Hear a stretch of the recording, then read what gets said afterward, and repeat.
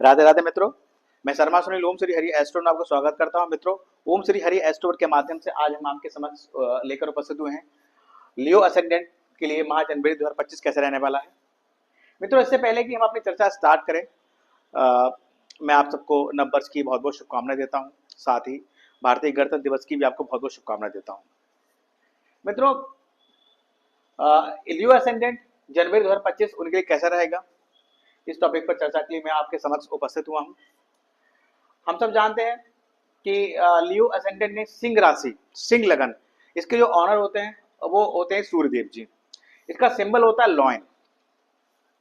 ये ऐसे लोग होते हैं जो आज्ञा देते हैं, कमांड करते हैं, कभी जी हुजूरी नहीं करते, कभी चमचागिरी नहीं करते। इस तरह के लोग होते हैं। इनको दबाव में रहना पसंद नहीं होता।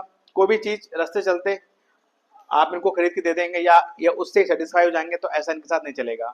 इनको एक्सपेंसिव चीजें पसंद होती हैं, ब्रांडेड चीजें पसंद होती हैं। रुतबा होता है, एक नेम फेम वाले होते हैं, क्योंकि सूर्य हैं, सूर्य है ना तो राजा हैं, शेर है। तो इस तरह की चीजें रहती हैं, बहुत मतलब स्टिक फॉरवर्ड रहते हैं हर चीज में आगे। कहीं भी कोई भी बात किसी भी मंच पर कहने से झिझकते नहीं है, इस तरह के लोग होते हैं। लेकिन ऑल ऑफ जोडिक साइन, इनका हृदय बड़ा ही सॉफ्ट होता है, सॉफ्ट हार्टेड होते हैं, एक्सपेंसिव नेचर होता है। इस तरह के लोग होते हैं। अब मित्रों बात करते हैं इस महीने के गोचर की, जो सिंह लगन वालों के लिए रहने वाला है। देखिए मित्रों, अगर आपके वर्क चार्ट में फर्स्ट हाउस में 5 नंबर राशि पड़ी है तो यू आर लियो असेंडेंट, और ये जो गोचर है वो आपके लिए ही है। अब बात करते हैं देखिए लगन की, तो फर्स्ट हाउस से स्टार्ट करते हैं। देखिए लगन यानी कि लगनेश कहाँ है, लगनेश जो है महीने के यानी कि 13 जनवरी तक, 13 जनवरी तक लगनेश का जो ट्रांजिट है वो पंचम भाव में है। यानी कि लगनेश का पंचम भाव में होना आपके, अगर आप स्टूडेंट हैं तो आपकी पढ़ाई के लिए बहुत बेहतर है। कहीं ना कहीं पढ़ाई के क्षेत्र में आपको मान सम्मान मिलने की बहुत गुंजाइश रहेगी, या फिर आप अपने पढ़ाई के क्षेत्र में कहीं ना कहीं सरकार से जुड़ सकते हैं, गवर्नमेंट से जुड़ सकते हैं, वहां से कुछ अचीवमेंट मिल सकती है। इस तरह की चीजें रह सकती है।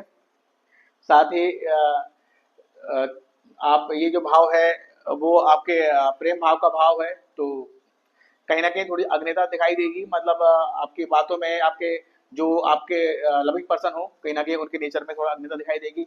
साथ ही अगर बात करें बच्चों की, तो कहीं ना कहीं बच्चों में भी वो चीज़ दिखाई देगी। थोड़ा सा यहाँ पर एक जहाँ ये आपको, अगर स्टूडेंट होने पर आपको यहाँ पर आपको पढ़ाई में आपकी मतलब विशेषता को दिखा रहा है, वहीं कहीं ना कहीं अगर आपके बच्चे हैं तो कहीं ना कहीं उनके नेचर में थोड़ी सी अग्निता या फायरनेस को दिखा रहा है, क्योंकि फायर एलिमेंट है। इसके बाद सूर्यदेव जी देखिए 14 जनवरी को, यानी कि 14 जनवरी को ये मकर राशि में प्रवेश करेंगे। सूर्यदेव का मकर राशि में प्रवेश मकर संक्रांति कहलाता है। तो इस समय जैसे ही वो छठे भाव में आ जाएंगे, छठे भाव ये छठा भाव होता है लग्नेश का, छठे भाव में बैठना कहीं ना कहीं ये जो है आपको कहीं ना कहीं ये रोग ऋण शत्रु की तरह की चीज आपको दे सकता है। आपका हेल्थ इशू रह सकता है 13 तारीख के बाद। साथ ही हो सकता है कि इस पीरियड में कहीं ना कहीं कोई गवर्नमेंट पनिशमेंट आपको मिले अगर आप व्यापारी हैं तो। इस तरह की चीजें रहती हैं, कोर्ट की तरह की चीजें रह सकती हैं, क्योंकि मंगल भी वहां बैठे हो नीच के 12th हाउस में। इस तरह की चीज रह सकती है। अब बात करते हैं छठे सेकंड हाउस की। देखिए सेकंड हाउस में केतु बैठे हुए हैं। ये आपके फैमिली का ये आपके फैमिली का हाउस है, ये आपके वाणी का भाव है, ये आपके धन का भाव है। यहाँ केतु देव का विराजमान होना ये इंगित करता है कि आप कहीं ना कहीं अपनी फैमिली से, अपने कुटुंब से, अपने मनी फ्लो से, कैश इन हैंड से, या अपनी वाणी से जो आप बोल देते हैं उससे अपने काम बिगाड़ लेते हैं। इस तरह की चीजें हैं जिससे आप सेटिस्फाई नहीं है, या अपनी फैमिली से। ये केतु क्या है, डिटेचमेंट करता है, ये अलग अलगाव का कारक भी है, तो कहीं ना कहीं आपको अपनी फैमिली से आपको दूर कर सकता है। इस तरह की चीजें भी आपके साथ रह सकती हैं। लेकिन इनका जो लॉर्ड है वो बैठे हैं आपके मतलब महीने के 3 दिन, यानी कि 3 तारीख तक, 3 जनवरी तक ये वृश्चिक राशि में बैठेंगे, केंद्र में बैठेंगे। तो कहीं ना कहीं ये पॉसिबल है कि भाई धन का मतलब आगमन हो सकता है, कि प्रॉपर्टी है उसको सेल आउट कर सकते हैं। मंगल भी नीचे चल रहा है, इस तरह की चीजें हो सकती हैं।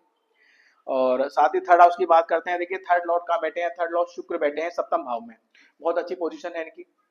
यानी कि पॉसिबिलिटी है कि ये आपके स्पाउस के घर में बैठे हैं, तो ये भी हो सकता है कि आप अपने स्पाउस के साथ कोई शॉर्ट ट्रिप ट्रेवलिंग करें, छोटी यात्राएं कर सकते हैं, घूमने फिरने। मौज मस्ती के लिए, या फिर अगर आपका पार्टनरशिप बिजनेस है तो कहीं ना कहीं आप बिजनेस के पर्पज से अपने पार्टनर के साथ कुछ ट्रेवलिंग कर सकते हैं और वहां से आपको जो है फायदा मिल सकता है।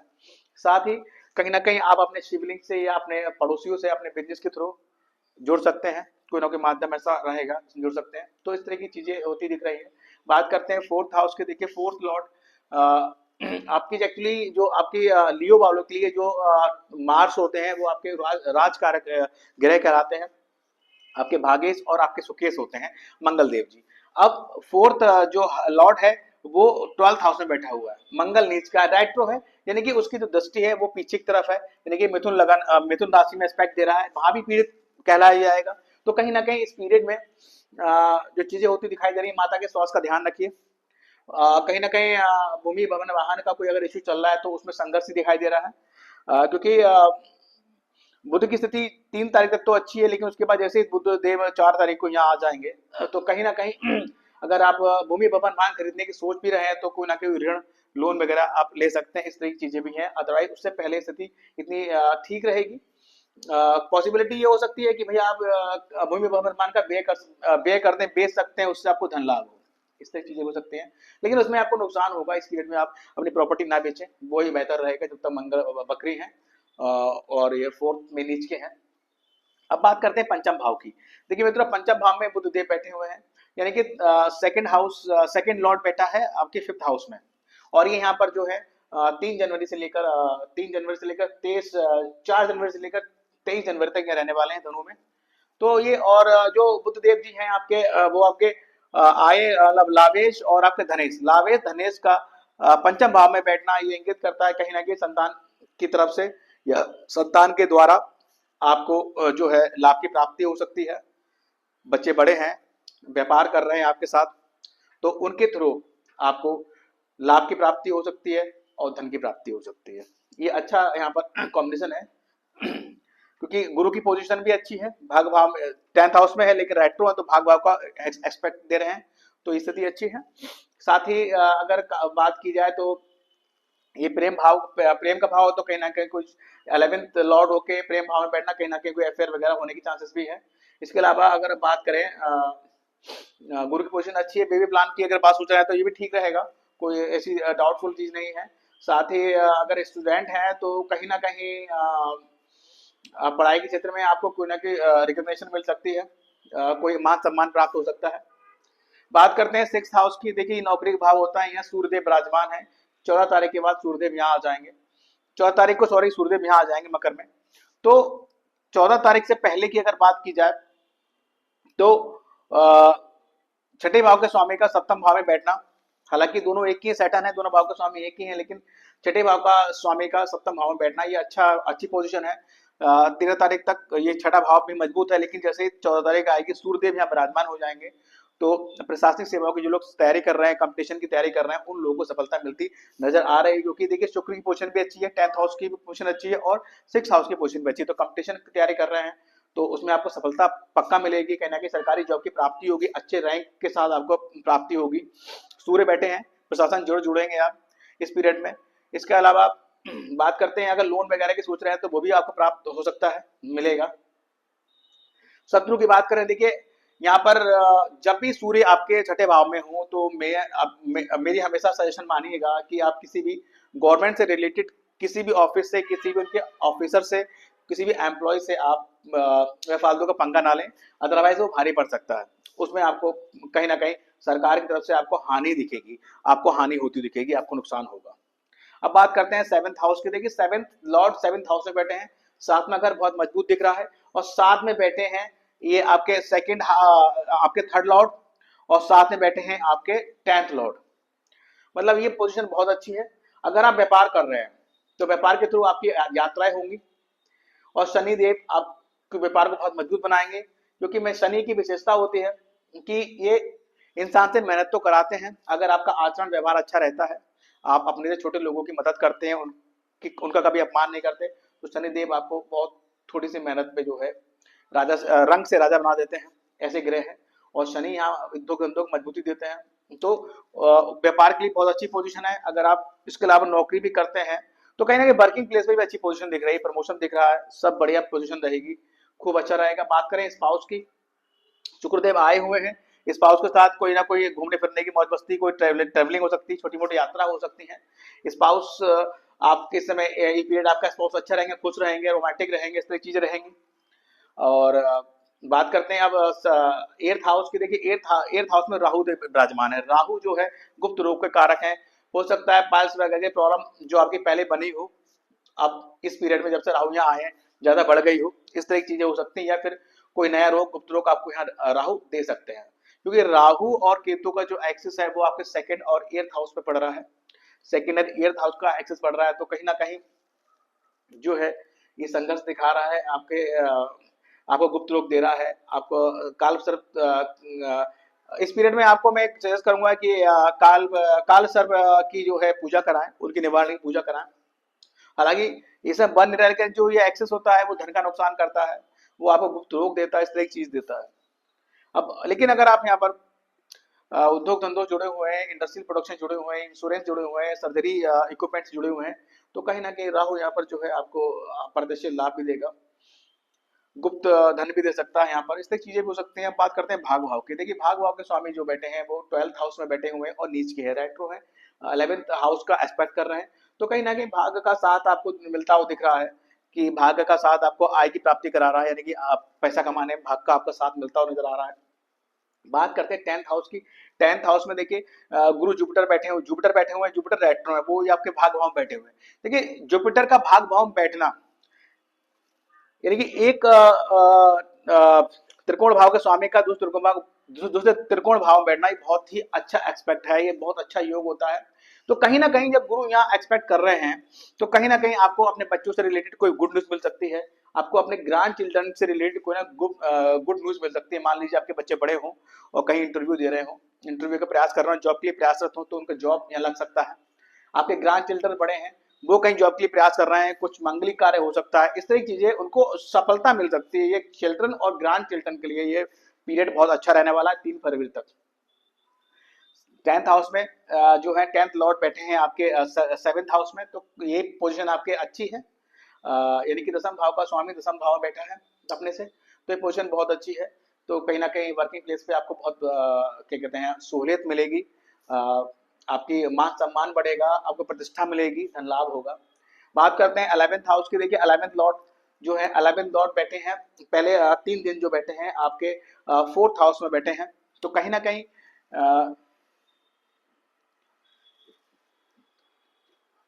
कहीं ना कहीं समस्या ये जो दिन रहेंगे इसमें कहीं ना कहीं माता के स्वास्थ्य में दिक्कत रह सकती है, कोई प्रॉपर्टी का इशू रह सकता है। लेकिन जैसे ही बुधदेव जी धनु राशि में आएंगे तो चीजें थोड़ी सुधार होती दिखेंगी। जब यहाँ ये आ जाएंगे तो कहीं ना कहीं आपको क्या बोलते हैं अपने जो भी आपके लविंग पर्सन है उनसे आपको फायदा होता दिखेगा। अगर स्टूडेंट है तो पढ़ाई से आपको कोई ना कोई फायदा होता दिखेगा, कोई ना मान सम्मान मिल सकता है, कोई अवार्ड मिल सकता है। बात करते हैं ट्वेल्थ लॉर्ड की। देखिए 12th हाउस की, सॉरी 12th हाउस में देखिए मंगल नीच के होकर बैठे हैं, जो कि रेट्रो है, यहाँ का एस्पेक्ट दे रहे हैं, लेकिन मंगल का प्रभाव यहाँ भी रहेगा, यहाँ का भी देंगे, यहाँ का भी देंगे। तो यहाँ जब देंगे तो हालांकि मंगल आपके राज को कारक योग ग्रह है, तो कहीं ना कहीं और शनि उस चंद्र की राशि में बैठे हैं, लेकिन 12th हाउस में बैठे हैं, अच्छा हाउस नहीं होता। तो हो सकता है कोई लड़ाई झगड़ा, कोई बात हो जाए किसी तरीके की, माता से मनमुटाव हो जाए, या बाहर किसी से आप लड़ सकते हैं कि सूर्य भी यहाँ बैठे हैं तो, या फिर प्रॉपर्टी कोई विवाद हो जिसपे आपको सरकार से पनिशमेंट मिल सकती है, इस तरह की चीजें रह सकते हैं। अस्पताल वगैरह खर्चा हो सकता है। प्रॉपर्टी कोई डिस्प्यूट, कोई प्रॉपर्टी का डिस्प्यूट हो, भाई से कोई डिस्प्यूट हो जाए, उसके संबंध में कोई कोर्ट केस वगैरह का इशू यहाँ दिख रहा है। मित्रों इसके अलावा देखिए कुछ तिथियां मैं बताता हूँ आपको। 29 तारीख को इस माह अमावस्या तिथि है, जिसको मौनी अमावस्या कहते हैं। मौनी अमावस्या इसको इसलिए कहते हैं क्योंकि इस दिन जो भी अमावस्या का व्रत रखता है वो दिन भर कुछ नहीं बोलता है। ऐसा संकल्प रहता है कि वो दिन भर कुछ नहीं बोलेगा, और व्रत का तारण करने को उपरांत ही जो है कुछ बोलेगा। तो मौनी अमावस्या का एक मेन इफेक्ट ये रहता है, देखिए आपकी जन्मपत्रिका में अगर राहु आपको अच्छे प्रभाव नहीं दे रहा है, तो राहु के नेगेटिविटी कम करने के लिए अमावस्या वाले दिन आप सुबह में जल्दी उठें, श्री विष्णु सहस्त्रनाम का पाठ करें तथा बहते जल में नारियल प्रवाहित करें। अगर नारियल बहाने की कोई जगह ना मिल रही, कोई इस तरह की व्यवस्था ना हो, तो आप यथाशक्ति मंदिर में जो है नारियल दान कर सकते हैं। राहु की नेगेटिविटी के लिए नारियल दान करें। केतु की नेगेटिविटी को दूर करने के लिए आप कंबलों को दान करें, ब्लैक डॉग्स को खाना खिलाएं, इस तरह की रेमेडीज करें, तो ये इनकी जो नेगेटिविटी है वो आपको उसमें सुधार होता दिखेगा, आपको पॉजिटिव रिजल्ट मिलेंगे। साथ ही देखिए चतुर्थी की बात करें तो 3 जनवरी को विनायक चतुर्थी है और 17 जनवरी को संकष्टी चतुर्थी है। अब देखिए आपका प्रॉपर्टी का कोई विवाद चल रहा है, घर नहीं बन पा रहा है, कोई प्रॉपर्टी का विवाद है, भाई से विवाद चल रहा है, उसके निवारण के लिए। साथ ही जो बुधदेव जी हैं, देखिए 3 नंबर राशि आपकी यानी कि आपके लाभेश और आपके धनेश, ये बुधदेव की 2 राशियां हैं।